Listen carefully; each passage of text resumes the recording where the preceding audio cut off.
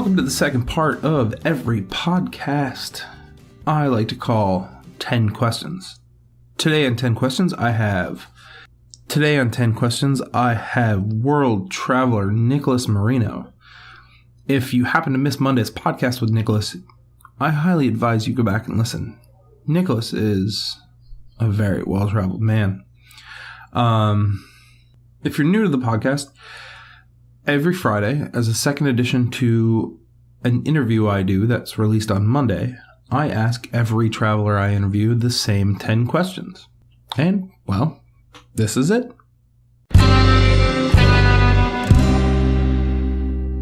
Welcome to 10 Questions with Nicolas Marino. Hey, Nico. Hey, how you doing, Spud? Good. Okay, you ready for this? Yes. Okay. Window or aisle seat? Windows, obviously. Yes, agreed.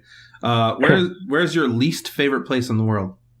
That would be Macau. Macau? Yeah. It's this island across, well, it's not, yeah, it's connected to the mainland, but it's across the sea from Hong Kong and next to China. Mm-hmm. And it used to be a Portuguese colony, and it became like the Las Vegas of Asia. And I despise all gambling places. Okay. Yeah. And gambling really make me sick. Okay. Street food, delicious or gross? Absolutely delicious. A blessing. Do you have any dietary restrictions, or you just eat pretty much everything? I'm a latrine. You can throw everything at me. I love it. I love it. What is one thing that you can't travel without?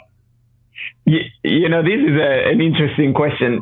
I realize sometimes you feel that you can travel with this or that thing, but one thing that I learned about cycling is that you can travel without pretty much everything. So, but I would say that two things that are very important to me are obviously my camera and a means of capturing what I'm experiencing, and music. Music is super important. Okay. So like an iPod with music is super important. All right. Yeah. What is one of the most interesting things you've ever tasted? I tasted all sorts of weird things, but I think the thing that had an impact on me was eating. I was living with the Bayaka pygmies in Central African Republic in the middle of the rainforest, and every night they would bring honey, but they would bring the honey in the honeycombs that they would bring from the trees.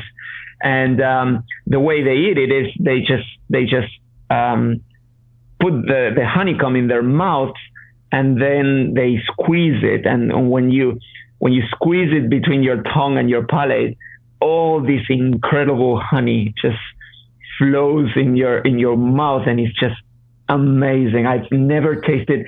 I didn't like honey until then. And then when I tasted this right out of the hive, mm-hmm. It was, I just couldn't believe what I had in my mouth. It was so amazing. So yeah, that would be the one. That actually sounds amazing. I love honey, so that sounds great.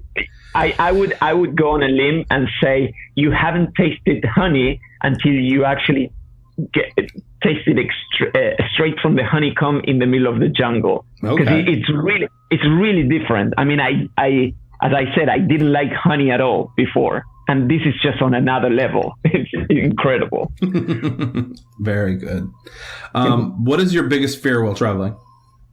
I guess it would be being a victim of armed robbery. Like, in some sketchy places you can get robbed, and being robbed violently and losing everything I have for traveling.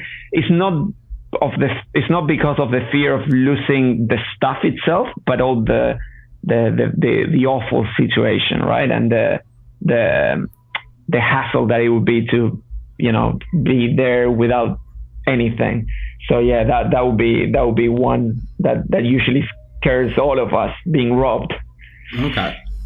Yeah. That's that or being murdered or something like that. But at that point in time, it's... Yeah, there were two cyclists that were robbed and murdered like a month ago in southern Mexico. And that's, when you hear this news, it's devastating. Yeah, it sounds very devastating. It can happen to anyone. Okay, what were the first and the last countries you visited? Okay, the first one, you mean on my own or since I was born? Since you were born. Okay, Brazil would be the first one with my parents. Okay. That's where we usually went on holidays. And the last one, the last one that I had been there already was Indonesia. And the last country that I've been there for the first time, that was Portugal last year. Okay. Yeah. Wonderful. Okay. Planes, trains, or automobiles? How do you prefer to travel? Bicycles, obviously. Obviously. No. Well, if I had to choose between those three, it'd be hard to choose between. I would discard planes right away. I love traveling by train, but I guess I'd stay with automobiles because they would give me independence. Yeah. Okay. And I love driving as well. So yeah. Right. That's the great answer. Okay, if you could travel with one person for a week and then never hear or see from them again, who would you choose? Okay, this one is tricky, because if I choose the most interesting people that I want to travel with, I wouldn't like not to hear or see them again. So I'm going to choose something less relevant, but somebody I would probably have fun with, which would be someone like Margot Robbie, this girl from... Yeah. So, I mean, I wouldn't mind. I would love to spend a week with her in intimacy. And then if I don't see her again, it doesn't matter because in the end, I don't think she wants to be with me for longer than that. So it's all right. That's excellent. Yes. Okay. Last question. Yeah. Have you been anywhere which turned out to be totally different than you imagined, and how? Yeah. One place that really was what I did. The place and the experience wasn't what I was expecting. Was the Australian outback, because I think by the time I started cycling across the outback, and Australia, is a very developed country, and I had been to all of these other extreme experiences before, so I sort of underestimate developed countries as a whole.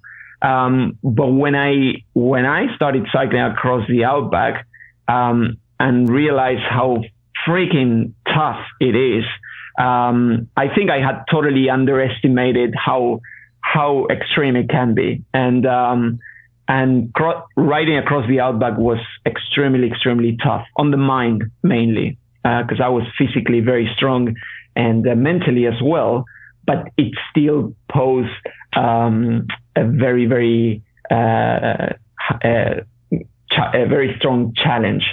So yeah, that would be one. Okay. Yeah. Well, that's it. That's all 10 questions. So I'd like to thank you for doing that as well. Thank you very much. And that's been 10 Questions with Nicolas Marino.